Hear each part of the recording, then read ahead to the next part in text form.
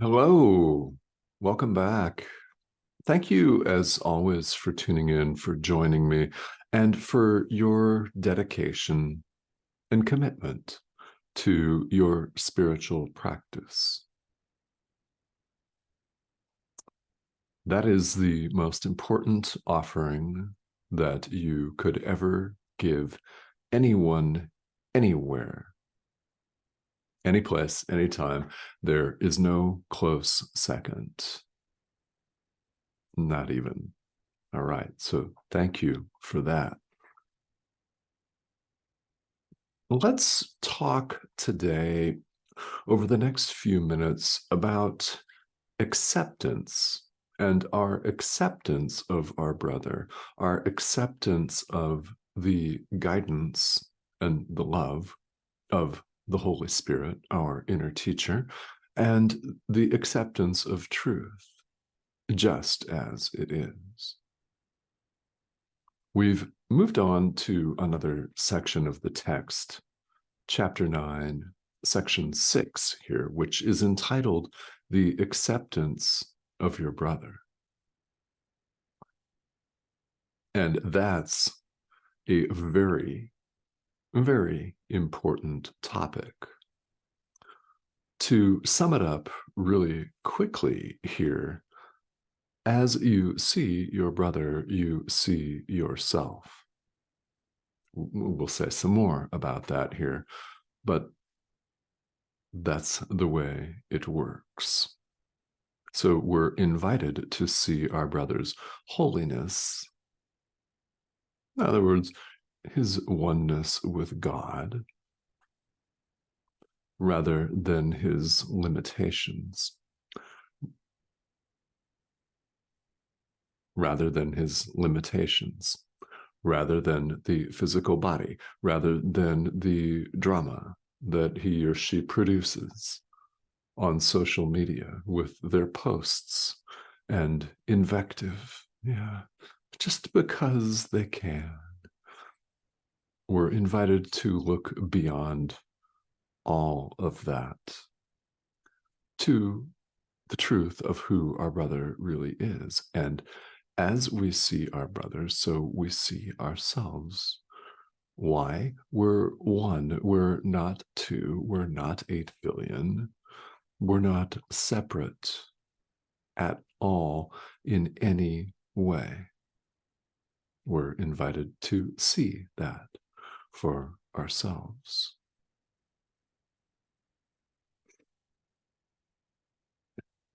So in this section of the text, Jesus starts off by talking to us about how we perceive the Holy Spirit. This is an excellent practical conversation. And there are some really, really excellent questions that come up along the path here about how do I know? I mean, really, how can I tell in practice that it's really the Holy Spirit talking to me? This is a good question that people run across on the path.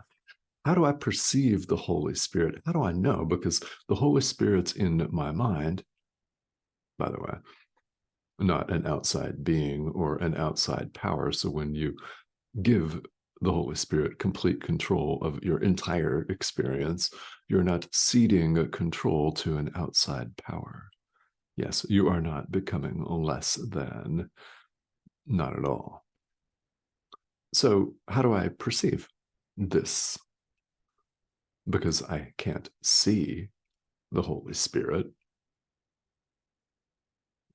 Well, that's an excellent question.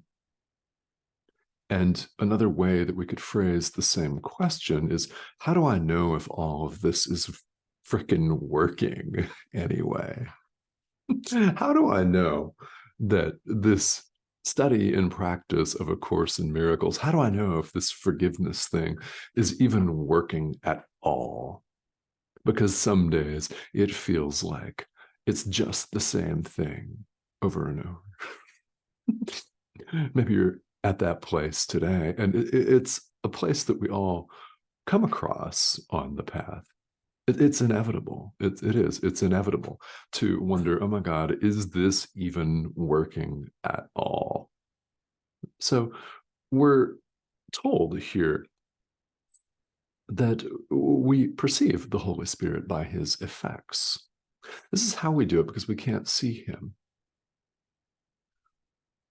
When we inspire joy in others and they respond with joy to us, that's how we perceive the Holy Spirit.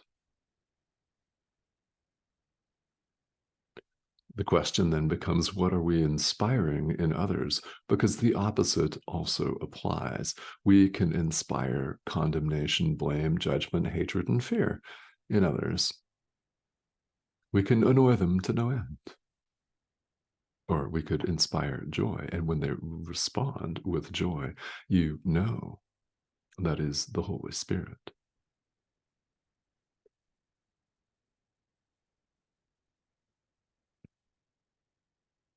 When you extend love and forgiveness and share joy with your brother responds with joy. That's the Holy Spirit. That's how you know that this is working, by its effects. This is right along the lines of something that we've mentioned and talked about before, which is an answer to the question, how do I know these teachings are working? Well, we prove it to ourselves experientially. We prove the truth of this course, of these teachings, by our doing it, by our putting it into practical application with what is right in front of our faces every day. Our day-to-day experience presents us with an opportunity for awakening on a platter, a silver platter, a gift, and you're invited to see it as such. Anything that is not wholly joyous presents us with an opportunity to forgive. Anything that is wholly joyous, it's the Holy Spirit, and it is symbolic here in the world of our own limitlessness, of our own love and magnificence and joy as Christ. By the way, the term Christ is not limited to the historical Jesus. It's all of us, no exceptions. There is no separation of any kind, remember. We are the Son of God, singular.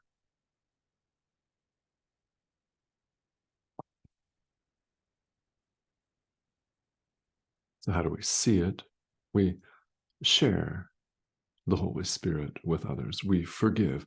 We inspire love and joy. What do we do? What do we say? That's where our inner teacher comes in. We do all of this, our forgiveness work, everything, under the guidance of our inner teacher who shows us what to do, if only we accept and allow him to. So we experience along the way days where it doesn't seem like it's working, like we just talked about. I mean, maybe you're having one of those right now, today. Comes up, doesn't it? We appear to experience wild inconsistency on the path. And that, by the way, is typical of the spiritual path. When that occurs, it's not because the Holy Spirit is inconsistent. The Holy Spirit always gives, and gives wholly and totally and completely. So it's not his giving that's limited, it's our receiving. It's us. Yeah, flattering, right? No, it's not meant to be. It's the ego that wants to be flattered and stroked. But this is a grown-up endeavor, spirituality. It is. It's for grown-ups because it's all about taking responsibility for our own experience. So when others are not responding to us with joy and love, that is a sure sign that we're not giving it to them, that we're giving them something else instead. As you see your brother, so you see yourself. So when it appears that there's inconsistency, it's us. We're the ones being inconsistent in inspiring joy. We're the ones being inconsistent in forgiveness. We're the ones being inconsistent in sharing the Holy Spirit with our brother. So it's not him, it's our own limitations, which we're invited to acknowledge, forgive, and release. Forgive and release. And it is about seeing them for what they are, not some big ogre, not some violent looking monster, but nothing. You have no opponent. You have no opponent. So why do we make them? We don't have to do that, and there is no need because there is no opponent.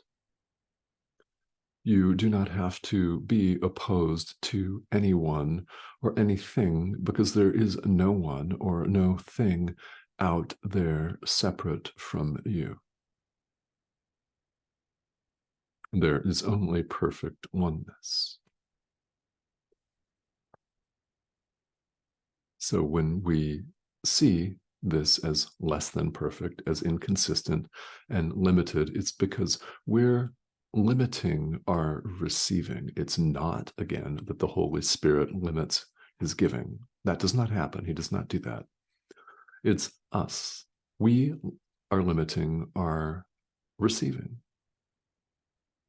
We're limiting our receiving of the love of God.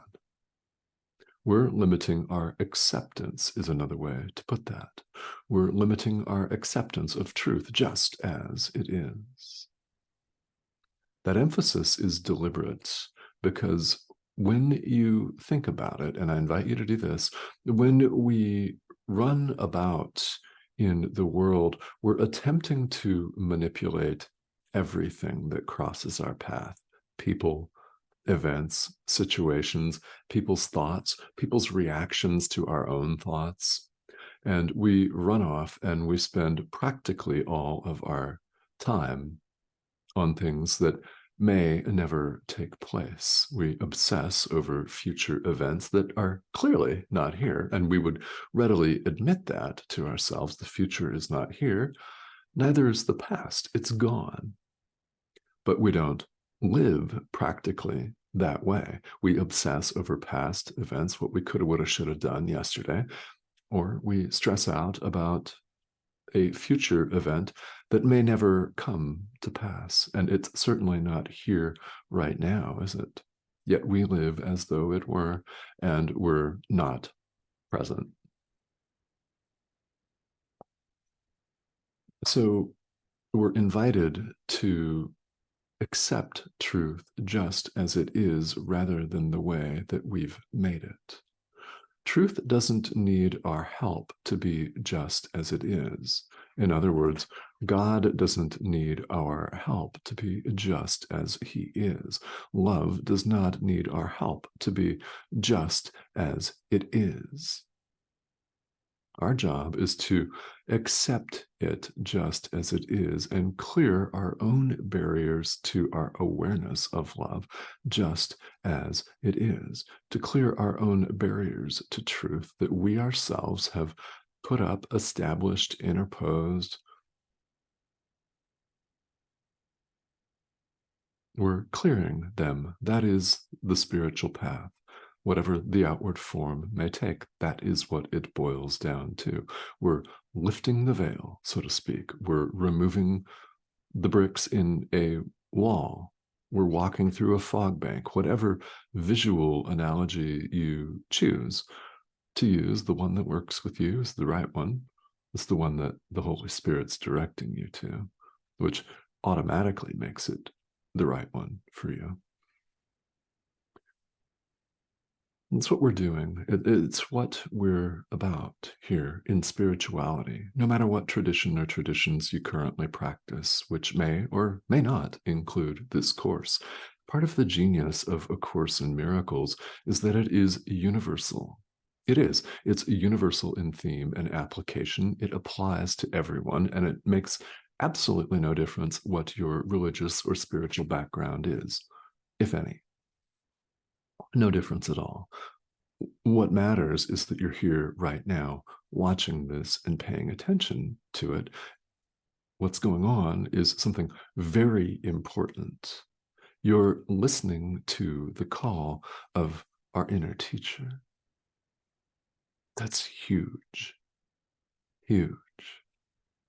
So we're all invited to listen to this call and to act on it, to act accordingly, rather than go off and attempt to make things on our own, to fashion things on our own. That's where we get tired. It's where we get cranky and agitated and irritated and stressed. It's where we become enraged. It's how we get in our own way. And spiritual practice is about getting out of our own way by leaving all of our ego-based judgments to the side and accepting truth just as it is. So let us not limit our acceptance.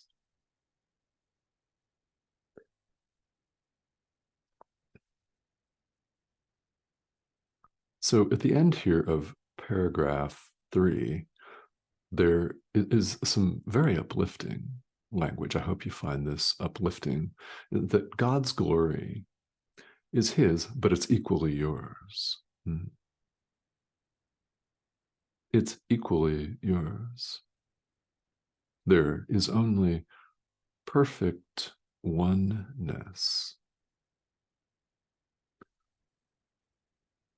Only God is. All else is illusion. All separation is illusion. Everything, in other words, that changes, anything at all that changes or transforms in any way is not real, it's illusion.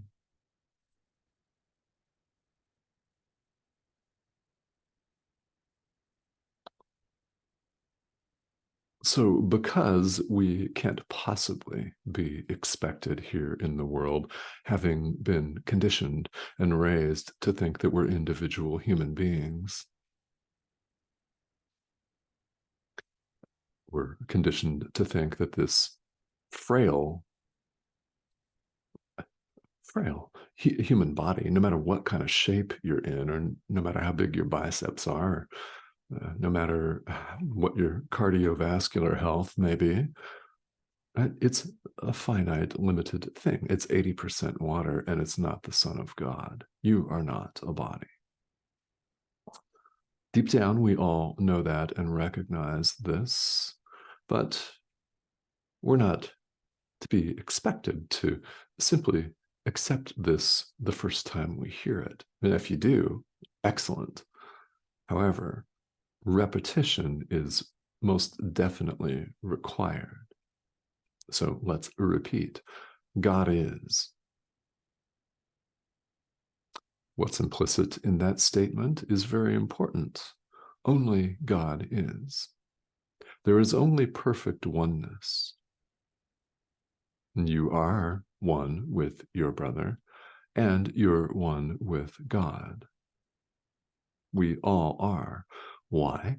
There is no separation of any kind. Only God is. So we expose ourselves to these ideas often. It's why they get repeated on this video series, in any video series. Any spiritual teacher will repeat the same ideas again and again, because right now, today, may just be the day where it lands for you and really connects and hits home. And that is most definitely your inner teacher speaking.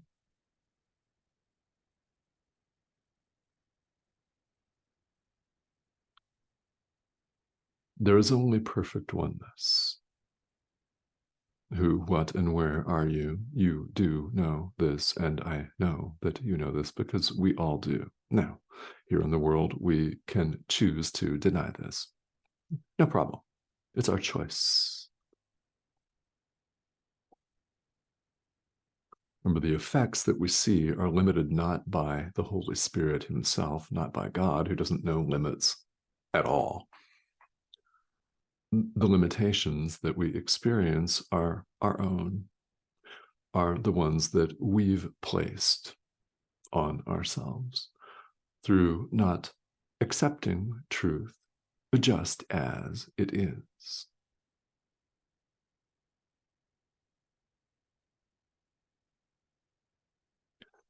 It's our own limitation on our receiving, on our acceptance, that is the problem. So we have the solution, the answer, with a capital A, which, by the way, is one of the ways that the Holy Spirit is referred to in A Course in Miracles. The answer. We have the answer. We have only to accept it, because it always gives fully, wholly, totally, and completely. Always. So let's allow and accept it today. So I thank you all for tuning in, and for all of you who have recently joined us and subscribed to this channel. I really do appreciate it, and it's very significant that you're here paying attention to this material amidst all of the other content on the internet. Because let's face it, there's a lot of other stuff out there. And here you are. So I really do appreciate that. Now, if you haven't joined us, you're more than welcome to. I'd love to have you subscribe. And this arrow in the corner of your screen is the subscription button. Go ahead and click on that and join us. And along the way, when questions arise, which they will, they inevitably will, please feel welcome to leave your questions and comments here on YouTube. I will see them, and we'll discuss whatever it is that you would like to discuss. And it can be related to A Course in Miracles or spirituality in general, because A Course in Miracles is spirituality in general. It's universal, as we talked about before, and it's a self-study curriculum. There is no hierarchical structure. It's not a religion. It's not a cult, which is really good, because the world doesn't need another one of those. So we take what we're willing to take at a given time. So it makes no difference whether you are just checking this out for the first time and are mostly unfamiliar with these teachings, or whether you've been a student for 30 years. Our inner teacher is always speaking to us, and you will hear what you're meant to hear on any given day. So with that, I thank you for tuning in, and I will see you all again very soon.